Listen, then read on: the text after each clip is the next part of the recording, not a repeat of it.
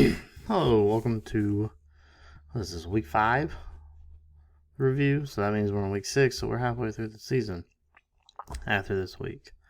Hard to believe it, at least the regular season. Many of you will go on the playoffs, hopefully further deep in the playoffs.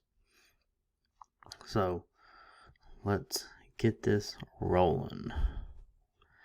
And once again, we're going to start with defenseless receiver. And I don't know if I have another clip on. I don't know if I have another view on this or not. Nope. The main takeaway from this is that even if you have a backward pass, it is still defenseless receiver restrictions apply. So you have the passes backward. He still has all the protection of a defenseless receiver. So in this instance, it doesn't matter if this pass was forward, backwards, whatever. It's a legal pass, or it doesn't even have to be a legal pass, just pass, backward pass, applies, then defenseless receiver. It's the main takeaway from that one. Alright, on this play,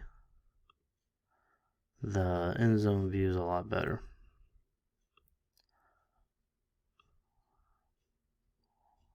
So it's important to know that with targeting, a lot of times we just think of it as helmet to helmet.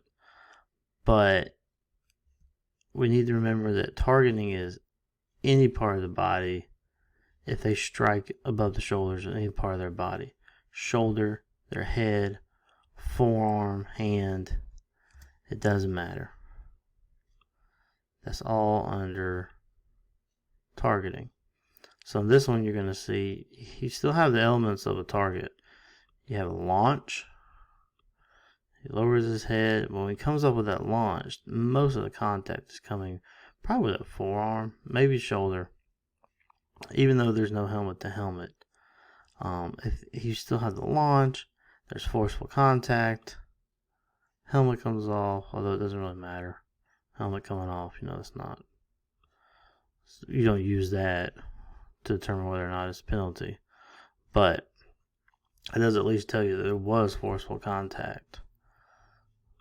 So, like I said, all elements of the targeting are still in effect. Even though there's no helmet to helmet, you still have targeting.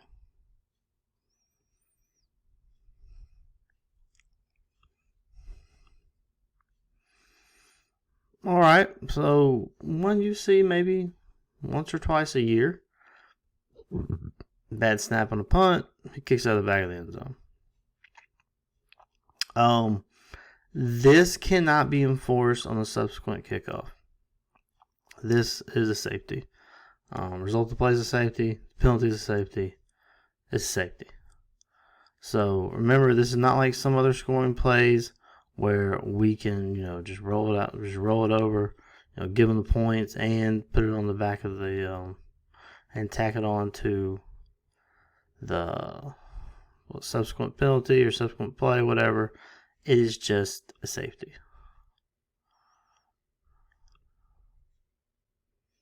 And I apparently cannot rewind today. But, like I said, you see this about, I say once, twice a year. Seems like I say it at least once a year. But when they're in the end zone like this, the legal kick is from the end zone. Even if it's not from the end zone, the safety is always going to be a safety. They're going to take the points. But the key point is you cannot tack this onto, the kickoff. They just take the points.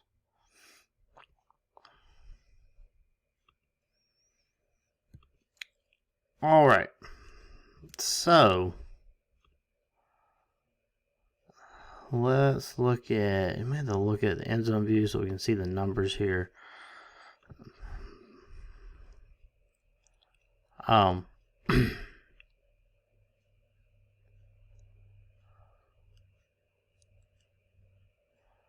But they are going to use the numbering exception on this.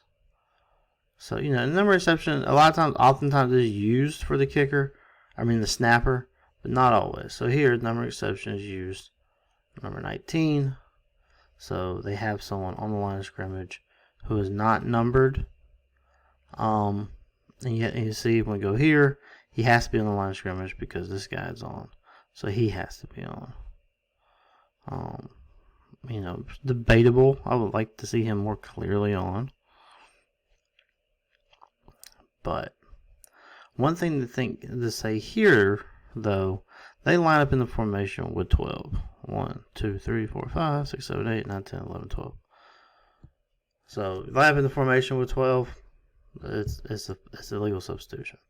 Especially if they huddle, they break the huddle, and then they get in the formation. When they have 12 in the formation, that's a legal substitution. But then regardless of that, like I said, he is supposed to be on the line, I assume. Even though he's clearly not. But still, if you're using the numbering exception, then you have to be in kicking formation. So a kicking formation for a scrimmage kick, if you don't have a holder, is 10 yards. So this player would have to be 10 yards. So he would have to be at least back here in order to be a scrimmage kick formation and to use the numbering exception.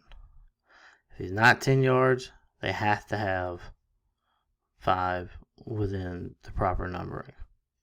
So they are out of compliance here with the rule. It would be a legal formation.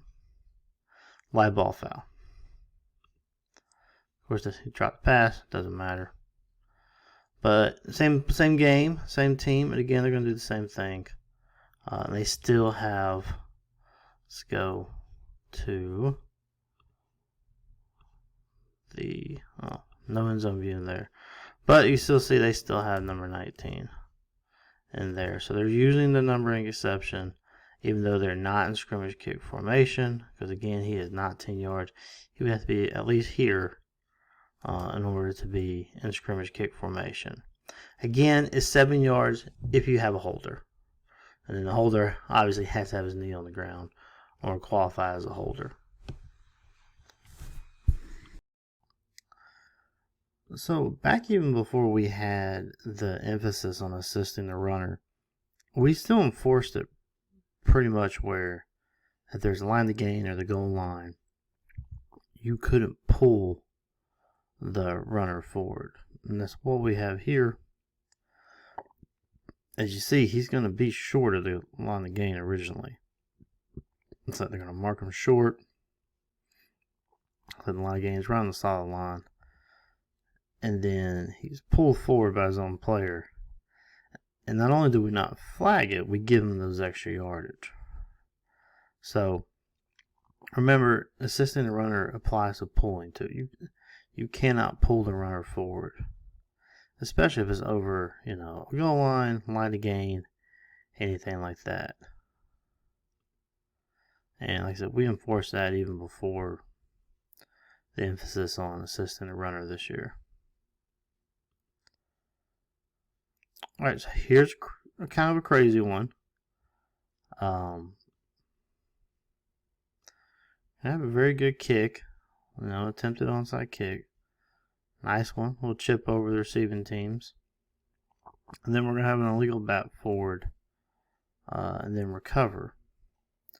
This exact play is why the rule exists where the kicking team cannot bat it forward. Because you can see what can happen here. So at this point, in the air, remember, we got to go 10 yards, got to be grounded. So we had 10 yards, it's grounded. So now K can recover since it has grounded. But what they cannot do is bat it forward like that. Again, for this exact reason. And the penalty for this, they have a loose ball, so you can go 10 yards for illegal batting, previous spot. K does not keep the ball in this situation. And then you don't enforce it from there, from the spot either. It's a loose ball. So you're going to go previous spot, re-kick it.